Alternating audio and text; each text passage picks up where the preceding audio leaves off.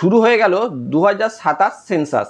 এই সেন্সাসে যে সকল প্রশ্ন আপনাদের করতে চলেছে, অর্থাৎ আপনাকে যে সকল প্রশ্নের উত্তর আপনাকে প্রোভাইড করতে হবে, সেই প্রশ্নগুলো ওয়েবসাইটে অলরেডি ডিক্লেয়ার হয়েছে এবং সেই প্রশ্নগুলোকেই আমি একটু টেবিল ফরম্যাটে একটি পোস্টার আকারে আপনাদের সামনে তুলে ধরছি বাংলাতে, যাতে আপনাদের বুঝতে সুবিধা হয়। তো চলুন দেখে নেওয়া যাক যে কি কি প্রশ্নের উত্তর আমাদের দিতে হবে। প্রথম প্রশ্ন রয়েছে যে বাড়ির নাম্বার যদি পৌরসভা বা স্থানীয় কর্তৃপক্ষ বা গণনা নাম্বার অনুযায়ী আপনার বাড়ির একটি নম্বর রয়েছে এবং সেই নম্বরটি দিতে হবে। আচ্ছা, গণনা গৃহ নম্বর অর্থাৎ আপনার বাড়িতে কটি ঘর রয়েছে তা জানাতে হবে।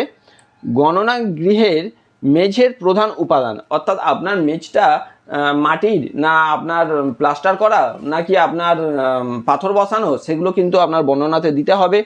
আচ্ছা, গণনা গৃহের দেওয়ালের প্রধান উপাদান, আপনার দেওয়ালে কি শুধুমাত্র ইটের দেওয়াল নাকি প্লাস্টার করা রয়েছে নাকি প্লাস্টার অফ প্যারিস রয়েছে নাকি আপনি পাথর লাগিয়েছেন মানে টাইলস লাগিয়েছেন, তা আপনাকে জানাতে হবে। আচ্ছা, গণনা গৃহের ছাদের প্রধান উপাদান, আপনার ছাদটা কিসের, সেখানে সেই ছাদটা অবশ্যই তো কংক্রিট হতে পারে, সেই কংক্রিটের উপরেও কি আপনি কোনো প্রলেপ লাগিয়েছেন, সমস্ত ডিটেলস এখানে দিতে হবে।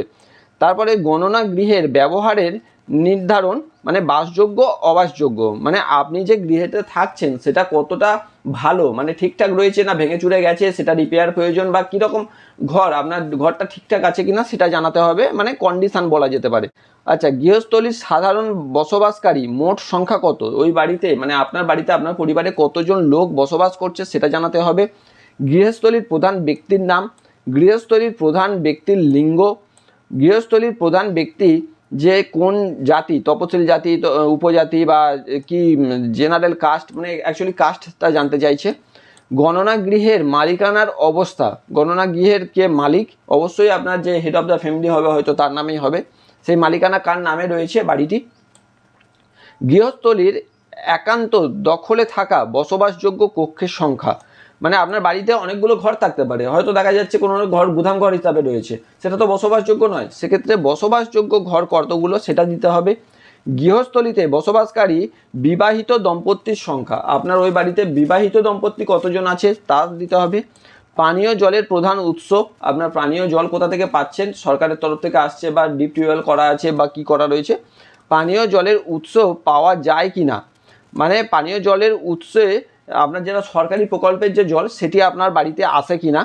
আচ্ছা, এরপরে রয়েছে আলোর প্রধান উৎস, মানে আপনার ইলেকট্রিসিটি, সেটা তো সবাই ইলেকট্রিসিটি ডিপার্টমেন্ট থেকে আমরা নিচ্ছি, মানে সোলার, এখানে প্রশ্নটা করার প্রশ্ন আলাদা যে সোলার প্যানেল আপনি লাগিয়েছেন কিনা।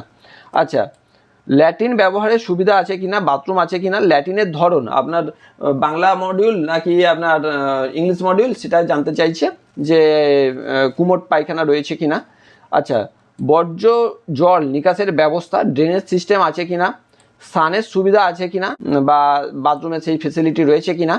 আচ্ছা, রান্নার জন্য এলপিজি বা পিএনজি সংযোগের সুবিধা আছে কিনা, এখন জানেন যে এলপিজিও কিন্তু আমাদের জলের মতো লাইন করে বিভিন্ন রাজ্যে সেটাকে দেয়া হচ্ছে, ফলে সেই সুবিধা এসছে কিনা। রান্নার জন্য প্রধান জ্বালানি, আপনি স্টোভে রান্না করেন, উনানে রান্না করেন না গ্যাসে রান্না করেন বা ওই ইন্ডাকশানে রান্না করেন সেটা জানাতে হবে। রেডিও ট্রানজিস্টার আছে কিনা, টেলিভিশন আছে কিনা, ইন্টারনেট ব্যবস্থার সুবিধা আছে কিনা, ল্যাপটপ বা কম্পিউটার আছে কিনা, সাইকেল, স্কুটার, মোটর সাইকেল এগুলো আছে কিনা, জিপ মানে 4 চাকা গাড়ি আছে কিনা। গৃহস্থলীতে ভোগ করার প্রধান শস্য, আপনারা প্রধান শস্য হিসাবে কি ধান, গম, চাল এগুলো যেগুলো ব্যবহার করেন।